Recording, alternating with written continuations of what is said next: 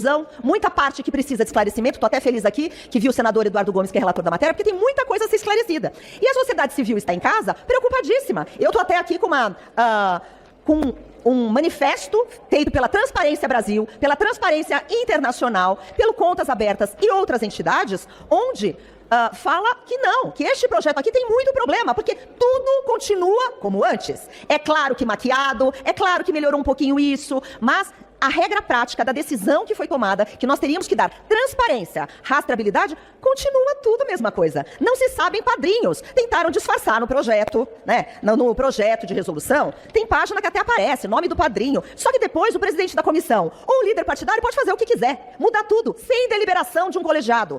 Isto é um absurdo. Nós estamos simplesmente jogando pá de cal naquela luz, naquela esperança de ter transparência e rastreabilidade das emendas. Então, eu vou ler aqui esta nota, este manifesto da Transparência Brasil, Transparência Internacional e Contas Abertas, só um trechinho. Apesar de se tratar do modus operandi deste Congresso, sem transparência e participação, porque é claro, largam um texto ontem que ninguém viu, ninguém leu, e a gente continua na toada de uma urgência forçada. Não deixa de surpreender que o texto a ser votado não tenha sido sequer protocolado oficialmente em menos de 24 horas da sessão. A opacidade no processo legislativo se repete no próprio teor da proposta em discussão. Neste modelo, as emendas de comissão e de bancada continuarão a seguir uma lógica na qual se desconhece o parlamentar patrocinador. Desta vez com um agravante. As indicações serão apresentadas pelos líderes partidários, após reuniões com suas bancadas, e vale lembrar que a Constituição Federal prevê emendas individuais de comissão e de bancadas estaduais. No entanto, não há qualquer previsão sobre emendas de bancada partidária. Então, para deixar claro, este projeto tem problemas, não resolve nada. E não conta como vai ser dividido o bolo. Como vai ser dividido? Mesmo as emendas de liderança partidária que estão inventando. Como é que vai ser distribuído entre os partidos? É pelo número de parlamentares? Ou alguém ali vai distribuir porque você tem cabelo ruivo, você tem cabelo branquinho e você... Como é que vai ser distribuído? Por isso, meu total repúdio, porque esse projeto não resolve nada. Obrigado, presidente. Antes de passar a palavra ao deputado Kim Kataguiri, que está escrito, gostaria de registrar, em nome do deputado federal Márcio Marinho, da Bahia, a presença no plenário da Câmara dos Deputados, na sessão do Congresso Nacional, da embaixadora da Irlanda no Brasil, embaixadora Fiona. E, ao tempo, cumprimentar a comitiva da Irlanda em nome do ministro Sean. Sejam bem-vindos ao plenário da Casa do Povo, do Congresso Nacional, na sessão do Congresso de hoje. Muito bem-vindos. Obrigado. Concedo a palavra ao deputado Kim Kataguiri. Senhor presidente, senador Davi Alcolumbre, senhores deputados, senhores senadores, primeiro ponto, nós recebemos esse texto, o texto final, há 15 minutos. Então, assim, de mais ou menos 600 parlamentares, eu chutaria que pelo menos uns 500 ainda não leram o texto. E a gente já está partindo para a deliberação.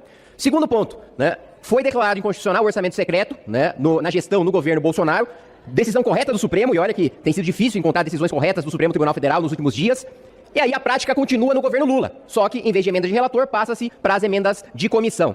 Pois muito bem, em vez do Supremo agir exatamente da mesma maneira como agiu no governo Bolsonaro e declarar a inconstitucionalidade, que é o correto, porque não tem legalidade, não tem transparência, não tem pessoalidade, eficiência, é o pior dos critérios. Aliás, esse projeto em emendas de bancada está tirando o critério do custo-benefício. Ou seja, é este Congresso Nacional dizendo abertamente para a sociedade, olha, se é dinheiro da população, a gente gasta como a gente quiser. Não interessa se aquilo vai servir para a obra, não interessa se a obra é relevante, não interessa o quanto a gente vai gastar, vocês estão pagando a conta, a obra é para vocês, a gente está pouco se lixando. Esse é o recado que o Congresso Nacional passa. E um outro ponto fundamental. O ministro Flávio Dino, em vez de fato declarar a inconstitucionalidade do orçamento secreto do governo Lula, chama o Congresso Nacional e o governo para dialogar, para negociar. Não existe negociação de constitucionalidade. O Supremo Tribunal Federal não é para ser balcão de negócio. Olha só, senta aqui que essa medida é inconstitucional, que esse orçamento é inconstitucional, a gente cede de um lado aqui, de outro lado ali, a gente vê quais emendas de quais parlamentares a gente libera, quais a gente não libera, e vamos chegar num acordo. O Supremo não foi feito para fazer negociação política.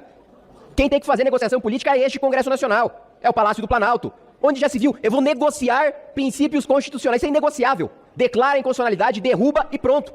É engraçado que quando o Supremo não deve intervir, que é quando este parlamento legisla de acordo com a Constituição, quando a gente endurece legislação penal, quando a gente faz ajuste fiscal, aí o Supremo Tribunal Federal quer intervir. Quer intervir em marco de terras indígenas, quer intervir em questões sobre drogas, em questões sobre aborto, todas as questões que são para ser decididas por este Congresso Nacional. Aí o Supremo intervém. Agora, quando o Congresso, junto com o governo, cria um orçamento secreto, ilegal, inconstitucional, e aí é para o Supremo intervir mesmo, aí chama para sentar no balcão de negociação. Aí fica difícil, né? Fica parecendo que existe um líder informal do governo no Supremo Tribunal Federal, que é o ministro Flávio Dino, porque negocia emendas inconstitucionais por causa dos interesses do governo. Isso é uma esculhambação. A gente acabou de falar aqui sobre a recepção, estamos recebendo hoje aqui parlamentares irlandeses, né? Não existe paralelo com o que se faz em emendas parlamentares no Brasil, em nenhum país da Europa, nos Estados Unidos, no Canadá. Em 2019, quando eu fui ao Japão, eu tive a oportunidade de conversar com parlamentares japoneses e falei que parlamentares brasileiros indicam orçamento para atender às suas bases eleitorais. Tirando esse orçamento do Poder Executivo, eles perguntaram, mas quais são os parlamentares que fazem isso? Eu falei, todos. Eu falei, mas quantos foram presos? Foi o que me perguntaram. Essa é a reação de uma democracia decente. Essa é a reação de um país sério. Quando você vai falar como funciona a emenda parlamentar no Brasil, fala, ué, mas vocês não são presos por fazer isso? A gente fala, não só não é preso, como o Supremo Tribunal Federal ainda chama a gente para negociar e ver quais emendas ele libera. É essa esculhambação institucional que a gente vive no Brasil. Supremo tratora a prerrogativa do Legislativo, Legislativo usurpa o orçamento do Executivo, e o Executivo, coitado, não sabe nem o que está fazendo. Está absolutamente perdido. A gente está aqui, terceiro mês, não tem comissão instalada, não tem orçamento aprovado, a base do governo completamente bagunçada, dizendo que vai ter reforma ministerial que vai resolver, aí dão cargos para petistas na reforma ministerial, achando que isso vai resolver alguma coisa. Então, assim, é uma completa insanidade que a gente vive no Brasil, inversão de prioridades. Então fica aqui registrado meu voto, meu posicionamento contrário ao projeto de hoje. Obrigado, presidente. Deputado Kim, você dá a palavra ao deputado Merlong Solano. Enquanto o deputado Merlong, você dá a palavra rapidamente ao deputado Glauber. Presidente, só uma pergunta. Para além da discussão, vai haver a oportunidade para os parlamentares, em algum momento, de fazer questionamentos e perguntas para retirar dúvidas ao relator? Peço a Vossa Excelência, então, que antes da matéria entrar em deliberação, que a gente possa fazer questionamento e tirar dúvidas objetivas com o relator. A matéria já está em discussão. O que eu pergunto a Vossa Excelência, depois Vossa Excelência vai chamar o relator, provavelmente, para ler o relatório. Se nesse momento da leitura do relatório, parlamentares podem fazer questionamentos. É isso. Sempre faz. Obrigado. Senhor presidente, colegas parlamentares, estamos tratando de um assunto que sempre foi importante, a regulamentação da destinação de emendas parlamentares no Brasil, mas que se tornou extremamente relevante, muito importante nos últimos anos, em razão do grande empoderamento do Congresso Nacional na apropriação de recursos do orçamento da União destinados a investimento.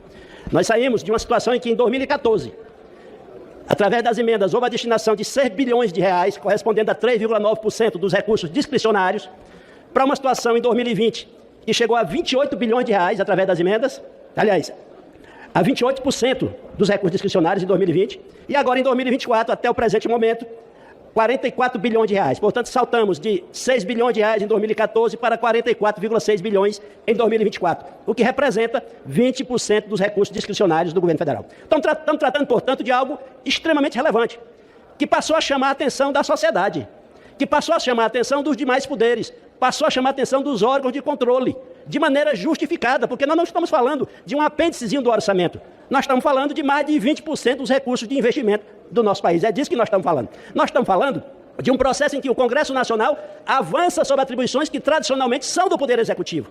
Definir projetos estratégicos para investimentos, projetos que tenham repercussão sobre o conjunto da economia, sobre o conjunto da sociedade. É disso que se trata.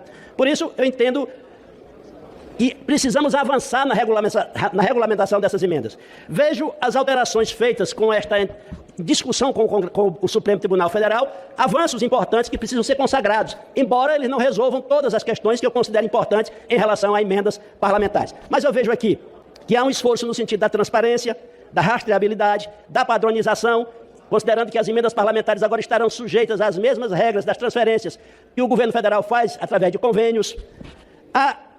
O próprio portal da transparência ajustado para permitir uma mais fácil identificação do valor e da destinação das emendas, a clara definição dos beneficiários, ou seja, quem é que vai receber, dos autores das emendas e a destinação. Estas emendas se destinarão a que tipo de aplicação? Isso tudo representa avanços importantes. Entretanto, ainda há na resolução, senhor presidente, colegas parlamentares, pontos que necessitam de ajuste, como, por exemplo, lá no artigo 39, quando se trata da questão das apropriações, das emendas de apropriação. Do jeito que está na resolução proposta, não haverá limite para as anulações que dão sustentação às emendas de apropriação.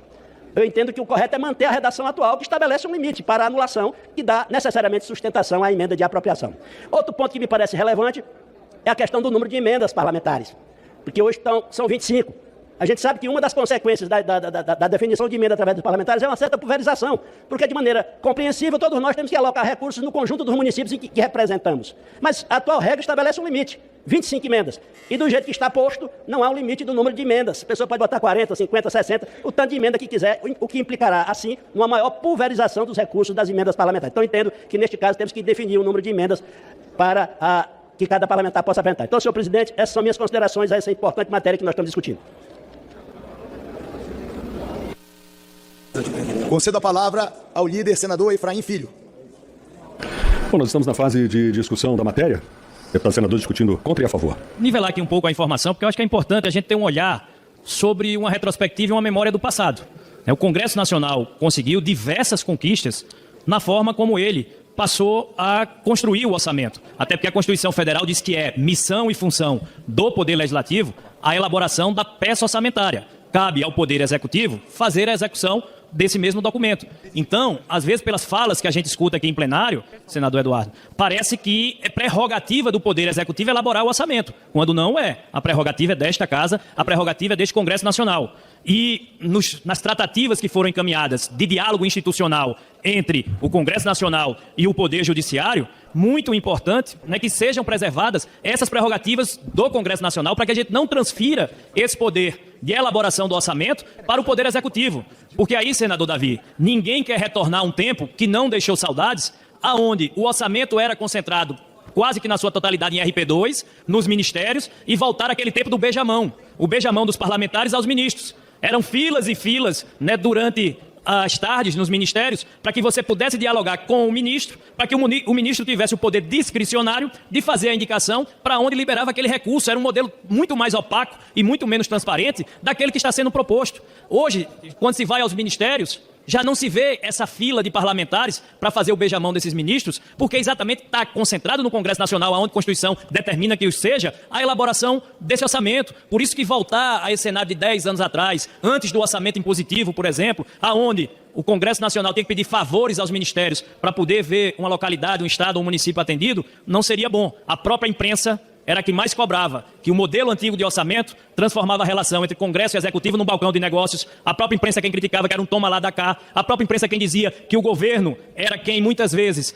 usava o orçamento para aprovar os seus projetos. E o modelo atual do orçamento impositivo, ele deu essa autonomia, ele deu essa independência para que o Congresso Nacional pudesse se posicionar. E com os aperfeiçoamentos que estão sendo propostos por Vossa Excelência, nesse momento, no projeto que está sendo votado, estão sendo atendidos os critérios de transparência, de rastreabilidade, dentro daquilo que for o diálogo institucional entre Poder Judiciário e entre Congresso Nacional. Então, acho que nessa linha de entendimento, os aperfeiçoamentos continuarão a existir, não tenham dúvidas. No trato, né, durante o OGU 2025, haverá condições de ir aperfeiçoando, mas é muito importante preservar aquilo que foi conquista do Congresso Nacional, sua autonomia, sua independência, e evitar aquela prática que há 10 anos atrás envergonhava o país, né, do beijamão, do RP2, porque quando se libera o RP2 e está concentrado no poder discricionário dos ministérios, de lá é que não se sabe mesmo quem pediu e para onde vai. Então, acho que é importante que o Congresso Nacional avance nesse sentido. É esse o encaminhamento que fazemos, senhor presidente. Líder Efraim, conceda a palavra ao deputado Ivan Valente. Conceda a palavra ao deputado Lindenberg Farias. Conceda a palavra ao deputado Marcel Van Hatten. Senhor presidente, senador Davi Alcolumbre, caros colegas parlamentares, deputados e senadores. Recentemente, Vossa Excelência disse em uma entrevista que o impeachment de um ministro do Supremo Tribunal Federal causaria problemas para o Brasil. Senhor presidente, o Supremo Tribunal Federal é hoje o problema do Brasil. O maior problema que nós enfrentamos hoje é justamente a hipertrofia de um tribunal que se acha outra coisa. Um tribunal que não se comporta como deveria se comportar uma corte. Este Congresso Nacional, ao tratar desse PRN 01-2025, na verdade, se submete a um balcão de negócios criado pelo Supremo Tribunal Federal para enquadrar Vossa Excelência, presidente Davi Alcolumbre, o presidente da Câmara, deputado Hugo Mota, e todos os demais parlamentares como se menores fossem. Nós não deveríamos estar aqui nos submetendo a esta ditadura da toga. Não obstante, aceitamos, não eu, mas o conjunto dos parlamentares que representam os líderes desta casa, que propõem um projeto desse, nós, como poder, nos submetemos a ser um subpoder de um hiperpoder, que é o Supremo Tribunal Federal. Por isso, peço a Vossa Excelência que reconsidere a manifestação feita à imprensa e que trate de colocar em pauta um dos inúmeros pedidos de impeachment de ministros do Supremo Tribunal Federal, pois eles estão humilhando Vossa Excelência, eles estão humilhando cada um dos deputados e senadores aqui, e eles estão torturando brasileiros que hoje estão enfrentando todo tipo de injustiça, perseguidos políticos que são. Senador Omar Aziz, tem que acabar isso no Brasil. O que nós estamos vendo como pessoas que há mais de 2 anos estão presas, pessoas com tornozeleira eletrônica, pessoas torturadas, colocadas em solitária, pessoas que estão enfrentando todo tipo de abuso judicial sem o devido processo, graças à omissão do Senado da República.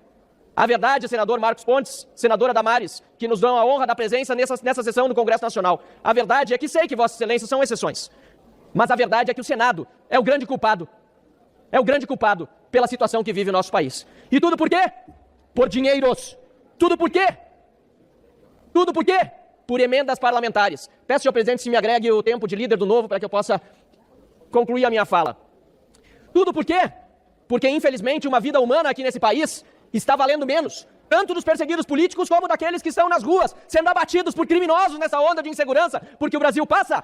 As vidas dos brasileiros valem menos do que os negócios que se fazem aqui nesta Casa Legislativa, a começar pelo Senado da República, mas infelizmente também incluindo-se a Câmara dos Deputados. Eu, Sargento Faur, muitas vezes tenho vergonha de dizer que estou no Congresso Nacional, não pelos meus atos nem por aqueles que me acompanham nas minhas defesas, mas em virtude da casa que nós representamos estar tão mal avaliada e tão pouco preocupada com isso. Porque uma coisa é o Congresso Nacional ser mal visto, outra coisa é aqueles que o compõem não quererem que ele seja bem visto, não trabalharem para que o Congresso Nacional tenha a reputação que o povo brasileiro, que este Congresso representa, merece.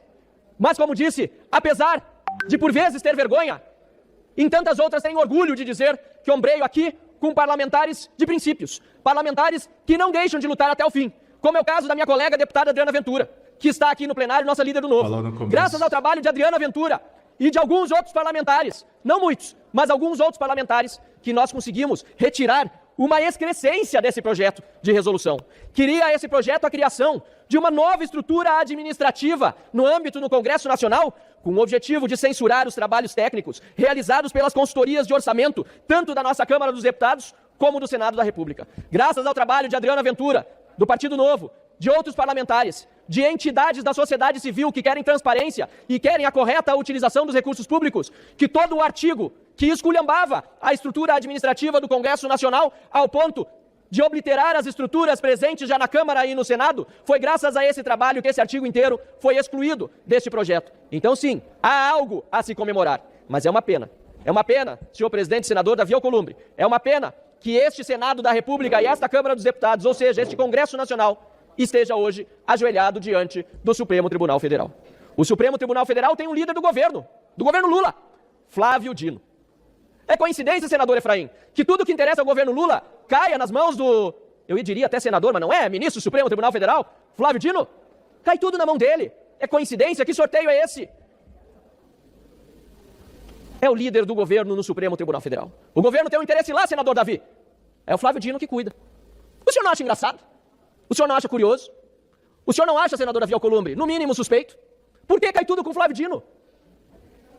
Ex-ministro do Lula. Com certeza é suspeito. Comenta aí embaixo a sua opinião.